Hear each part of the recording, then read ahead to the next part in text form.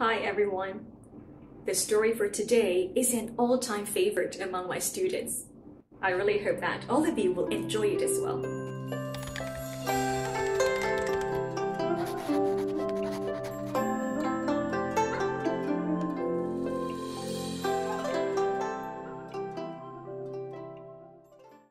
The Seven Chinese Sisters, written by Kathy Tucker, illustrated by Grace Lin.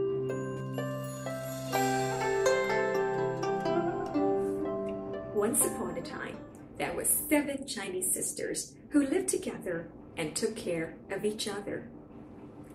Each sister had shining black hair and sparkling eyes. Each stood straight and tall, except for 7th sister, who was just a baby. But the sisters were very different. First sister could ride a scooter fast as the wind. Second sister knew karate. Kick, chop, hiya! Third sister could count to 500 and beyond. Fourth sister could talk to dogs. Fifth sister could catch any ball, no matter how fast or how high it was thrown. Sixth sister could cook the most delicious noodle soup in the world. And 7th sister? Well, no one was really sure yet what she could do, as she was so little, she had never spoken even one word. Far away, across a bridge, through a forest and up a mountain, lived a terrible dragon. One day, he woke up very hungry. He took a big sniff, sniff, sniff. And what did he smell? The wonderful smell of 6 sisters' noodle soup. Down the mountain, over the forest, and across the bridge flew the dragon straight to the 7 sisters' house. Now, could you tell me what are the sisters doing? First sister, remember, she was really good at riding the scooter. She was polishing her scooter. Second sister was practicing for her black belt. Kick, chop, hiya! Third sister was counting grains. 100, 200, 300. Fourth sister was talking to a stray beagle. Fifth sister was throwing a ball up a mile or so and catching it. Sixth sister had just stepped into the pantry to get some more noodles. And 7th sister? There she was, crawling around on the kitchen floor. Now, when the dragon peeked in the kitchen door and saw plump little 7th sister, he forgot all about the noodle soup. Instead, he snatched up the baby. Then he flew back over the bridge and forest, up the mountain and into his cave. But as soon as the dragon set 7th sister down, he was just going to get some salt. She said her first word ever, and it was an excellent word. It was, "Help!" The 6 sisters had just started to look for 7th sister when they heard her call. Right away, they knew her voice. 7 sisters in trouble! Cried first sister, leaping on a scooter. We must save her! Wow. The other sisters hung on behind, pulled by first sister, who was strong as well as fast. The sisters sped across the bridge.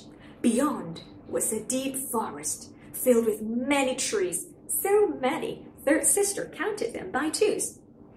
Now, 7 sisters' cries were louder. The sisters headed up the mountain and soon reached the dragon's cave.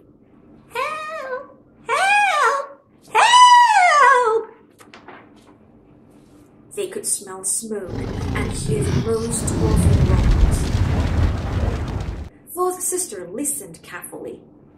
Dragons do not talk exactly like dogs, but still, she could understand a little. The dragon was roaring. There's no use calling for help. You're going to be my supper.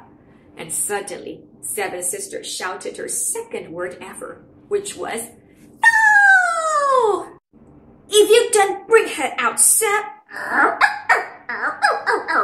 You will regret it, called fourth sister in the best dog language she could manage.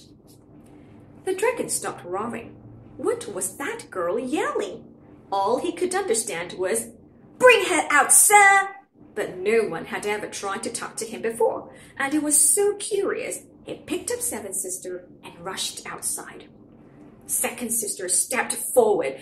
Then, fast as lightning, she leaped into the air, slapped the dragon on the chin, and shouted, "Hiya!" Ouch! The dragon was so surprised that, whoop! Seventh sister flew out of his mouth.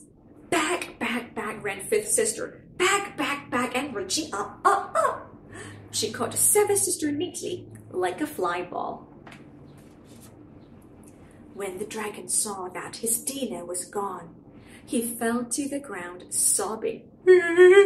"Hungry! Hungry!" He whimpered, and fourth sister understood him perfectly because the word hungry is exactly the same for dragons as it is for dogs. "He's starving," she explained, and now all the sisters could see he was quite skinny and sort of sad.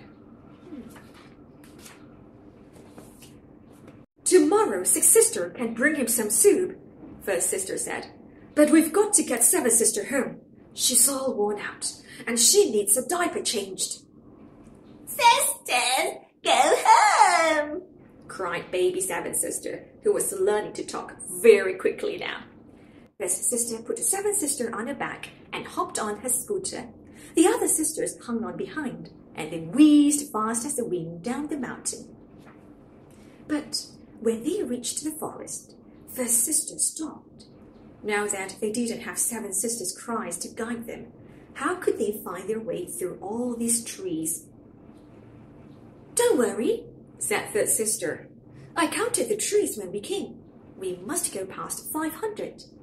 And so, when third sister had counted 500 trees by twos, the seven sisters came to the bridge. Wow! Guess what did they do once they reached home? They scooted across and back to their house, where they had a wonderful meal of six sisters' delicious noodle soup. And what did seventh sister do when she grew tall? She became the best storyteller in the world, and she always told this story first. The end.